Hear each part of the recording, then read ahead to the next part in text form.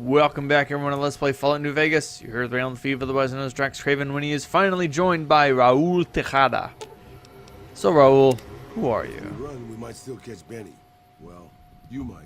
I'll just be wheezing along behind you. Raul's got some real low self-esteem problems. Maybe we can figure out why. Tell me about yourself. Sure, boss. What do you want to know? Who are you? You forget about me already, boss? You sure you didn't take a blow to the head or something? My name is Raul Alfonso Tejada. Anything else you want to share? Boss, usually when somebody gives you a name and nothing else, it's because that's all they want to give you. Fair enough. Well, I want to ask you something else about I'm yourself. an open book, boss. Granted, the book's in Spanish and some of the pages have fallen out, but I'm an open book. Where are you from? I was born just outside Mexico City. My family had a little ranch there. How old are you? Old enough to know better, boss. Old enough to know better. Got it. What's Petro Chico? You never heard of Petro Chico? Un amigo de Poseidon Energy. Of course not. They were an oil company in Mexico back before the war. You would know that. How did you end up on Black Mountain? Well, boss, when a giant, insane super mutant asks you to stay put, you do what you're told. Well, maybe you don't. But I'm just a broke-down old man. I don't believe that, Raul. But I mean, like, how did she find you in the first place? It's stupid, boss. I used to listen to the radio broadcast, just to pass the time. Well, one day the signal stopped, so I figured I'd try to find a transmitter. I'm a pretty good repairman. Or I was before my eyes started to go. Anyway, I found Black Mountain and offered my services. But Tabitha decided I was useful enough to keep around. Permanently. I see. That's all I wanted to know. We'll talk more later, I guess. Anything you say, boss. Although, this reminds me of all the old people we've met in our journey. And including a few that we haven't met yet. For reasons. Shut up. This is important. Oh, this reminds me, I should probably talk to Mr. Vargas about something. I don't remember if I talked to Bitterroot about the massacre of the Great Khans at Bitter Springs. Right, that's it. But there is an older gentleman here who we should have a word with. Someone finally put down that sick motor runner son of a bitch. You damn right. This is Ranger Andy. He's an old bastard, but he's a good man. We haven't met yet. You must be new in town. I'm Andy. What do you do here, Andy? Right now, a whole lot of sitting on my keister and counting cracks in the ceiling. I wouldn't wish it on anybody. On better days, I help keep the peace. Boone and Vargas watch the road. I watch the town. Tell myself I'm doing some good. You're with the NCR, right? Was with them. That was back when my arm and leg used to work better. I still like to pretend I'm a ranger, though. I'll check in with the guys up at the station pretty regular on the ham radio. Sometimes they stop by, tell me they're paying their respects, the smug bastards. I bet. They haven't been responding to me last couple days. I guess they got tired of hearing me talk, but it still got me a little worried. Hell, listen to me talk, like some damn mother hen. Got some bad news, Andy. Everyone there was wiped out. What? What happened? Members of the attackers are all dead too. It's impossible to identify them. Legion. Those were good men at that station. Good men. This whole town was sleeping a lot easier because of them. Now, who knows what we're in for? The Legion?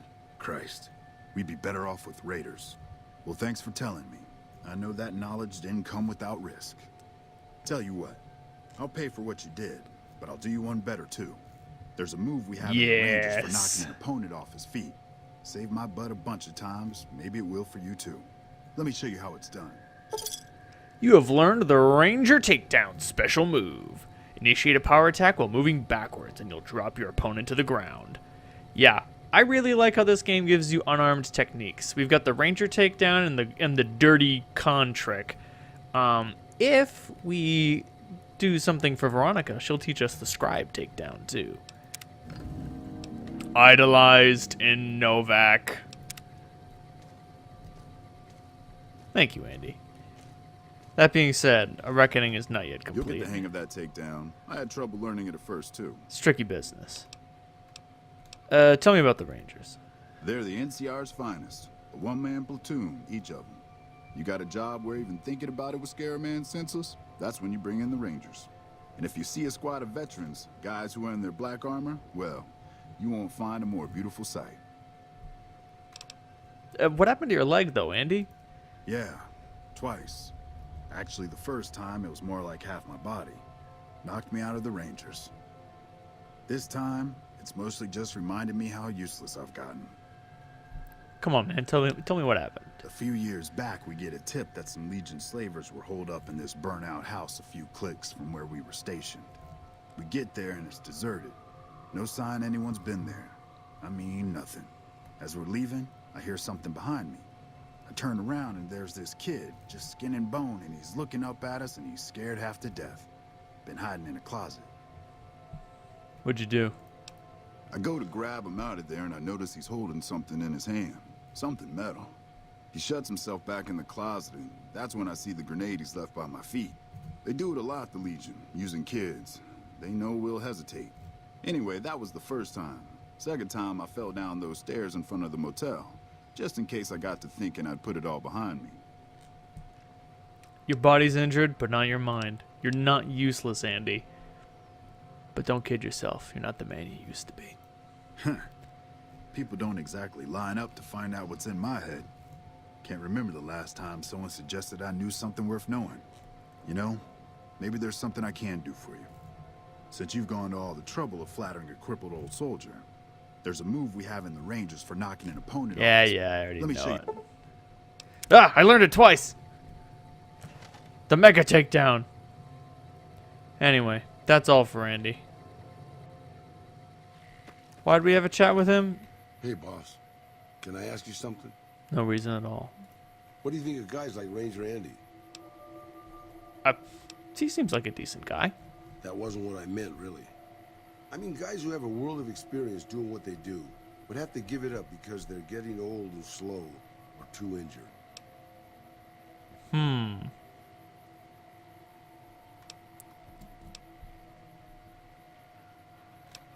Even after a crippling injury, a guy like Andy's tougher and more dangerous than most men alive. I wouldn't underestimate him. I bet if I really put his back against the wall, he'd show me a thing or two. Maybe, yeah. I guess you got a point there. But we're not just talking about Ranger Andy, are we? Not really, boss. No. I grew up in a place called Hidalgo Ranch, just outside Mexico City. It wasn't much, just a bit of a farm, with a house for 3 generations of Tejadas. I wasn't the best behaved kid. I was quick with my hands, with a pistol or a wrench. And I wasn't afraid to get into fights over it. I never killed anybody, but I had my share of run-ins with the police. Mostly my family kept me in line. This was before the war. We were far enough away from Mexico City when the bombs fell that we missed the worst of it. But things got bad quick. They always do. Go on, Raul. Just a few days after Mexico City was vaporized, refugees started pouring down the road to our ranch. We helped who we could, but there were so many. Eventually, my father started turning people away before we ran out of food. Things got violent. My father and I got our guns, and we drove them off. What happened then? About 24 men came back in the night after we'd gone to sleep. They set fire to the ranch house and barred the doors from the outside. My whole family was trapped inside. I smelled the smoke, and I got myself and my little sister Rafaela out through a window. But everyone else, my parents, my grandmother, my 2 brothers, and 2 of my sisters, all died. And what happened then, Raul? Rafaela and I ran. We were pursued by some of the men who attacked our home, but I was always a good shot. The ones who came after us, I killed. The rest, I left be. I had to take care of Rafaela, not throw my life away on revenge. You made the right call. But you can't think it was your fault. No one could stand against a dozen armed men all alone. Dude, I hope you don't blame yourself for this. Maybe. I don't know. All I know is, that for all my skills with a pistol, I couldn't help them. Anyway, that was weighing on my mind. Thanks for letting me get it out in the open, boss. Hey, no problem, man. Raul's story is a sad one. But aren't they all? They all start with good intentions, and they all end in a grave.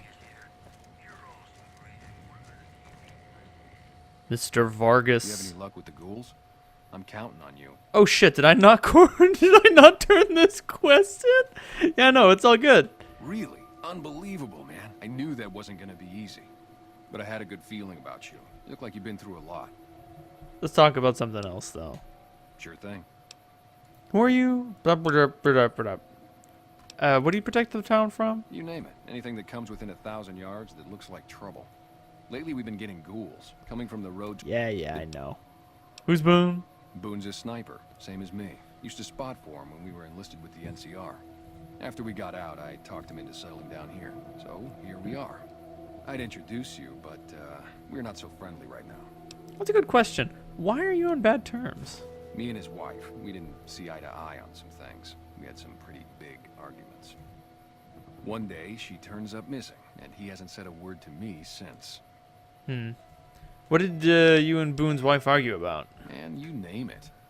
See, I grew up in North Vegas. Me and my cousins, we were some bad seeds. Got in with a gang, I loved it. Then something happened, and I couldn't handle it anymore. So, I enlisted, earned my future, brought down my best friend to share that future with me.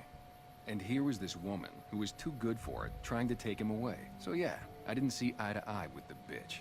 God. Ugh, Manny, you sound like a fucking idiot. Were they tough? I was in the cons, man. It doesn't get any badder. Did you participate in the Bitter Springs massacre? Oh, it was great. I wouldn't trade it. Something about that lifestyle, the discipline, seeing new places, making people safe. What's not to like? I don't know, Manny. It sounds like you just enjoy authority and having it. Well, I just felt like it was time, you know? Wanted to have a home. Plus, I was up at Camp Golf when Bitter Springs went down. I faked like I was sick to get out of going because I knew some of the people there. But when everybody came back, nobody would tell me what happened, and people would call us murderers sometimes when we showed up to secure towns. What happened at Bitter Springs? I still don't know exactly. Just that a lot of people died who didn't want to be a part of the fighting at all. I don't blame anybody for it. There's so much chaos when you're fighting. You're lucky not to shoot your own guys. But it did take something out of it for me. This wasn't the same. So when it came time to re-enlist, I just took my papers and walked. Whatever you say, Manny. Whatever you say. Where's another old guy who could give us some valuable advice? I think we'll find him at Camp Forlorn Hope.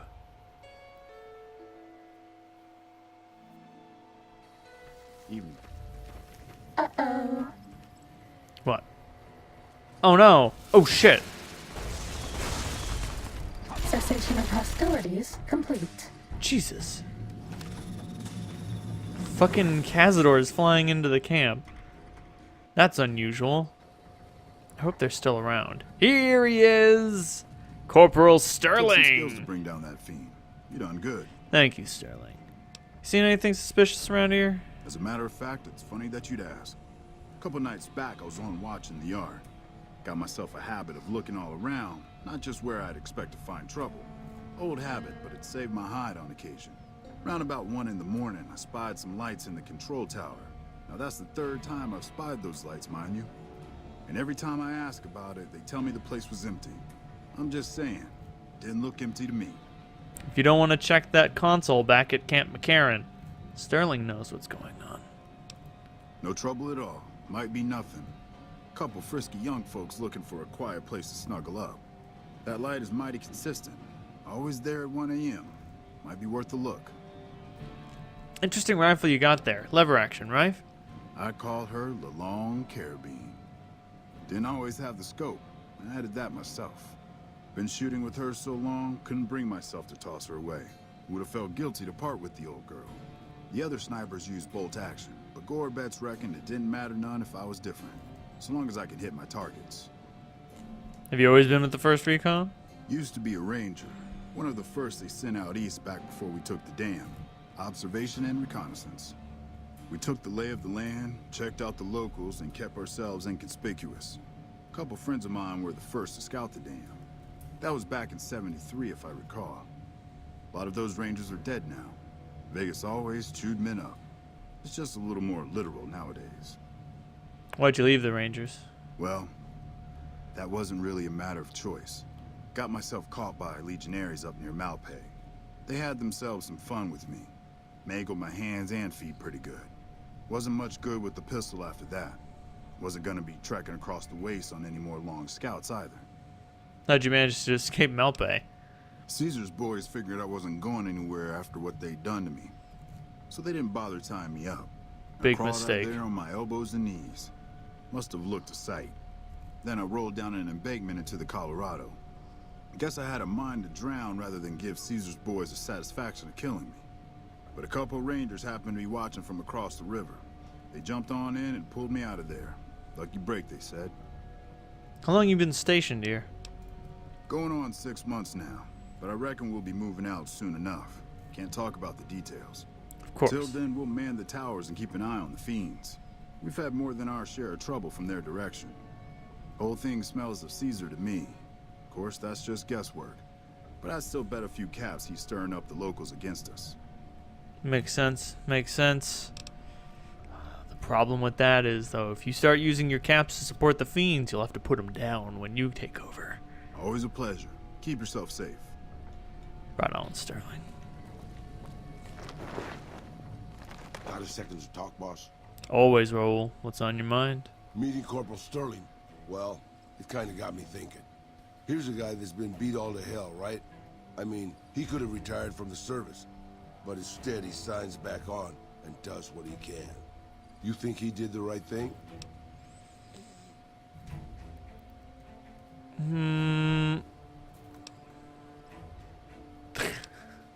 Of the choices, I'll go with, it's good that he's so devoted to his duty.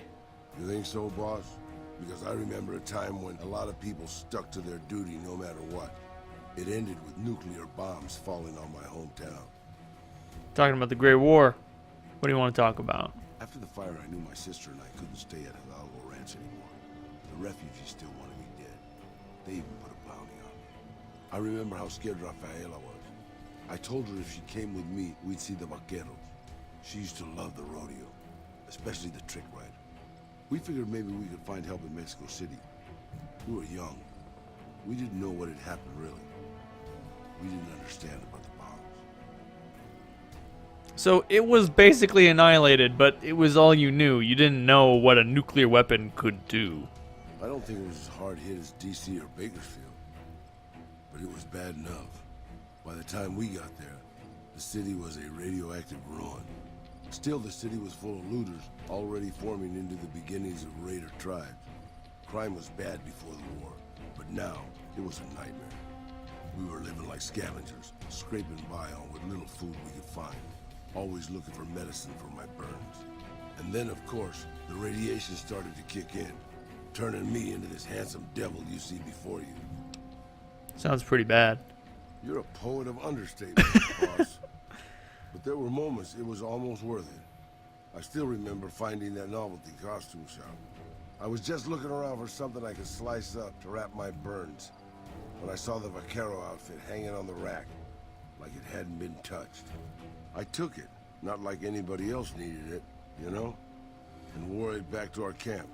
Rafaela laughed. For the first time since the bombs had fallen.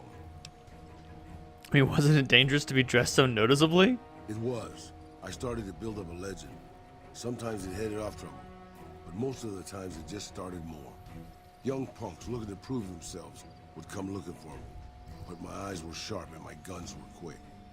For a while, it seemed like we might even survive there, until Rafaela. What happened? She went out to find some food one day. I was sick, so I stayed at her camp. I guess it must have been the beginning of radiation poisoning. Anyway, it was supposed to be safe, but some raiders happened to pass through where she was scavenging. I won't speak of what they did to her. When I found her body, the only way to recognize her was this funny little scar on her knee from when she was a little girl. Oh, Christ.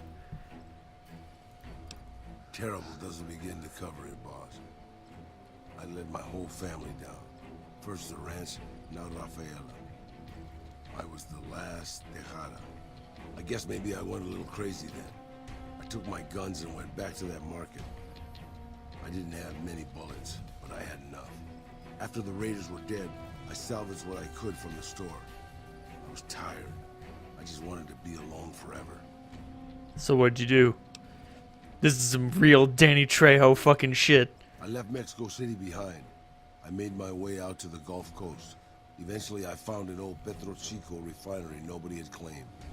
I stayed there for a little while, and I thought a lot about my life. I thought about the guns I'd lived by, and what they'd gotten me. I decided my guns hadn't gotten me anything, and it was time to give it up. I took off the old vaquero outfit and put on a Petro Chico jumpsuit. The name tag said Miguel, so I started using the name myself.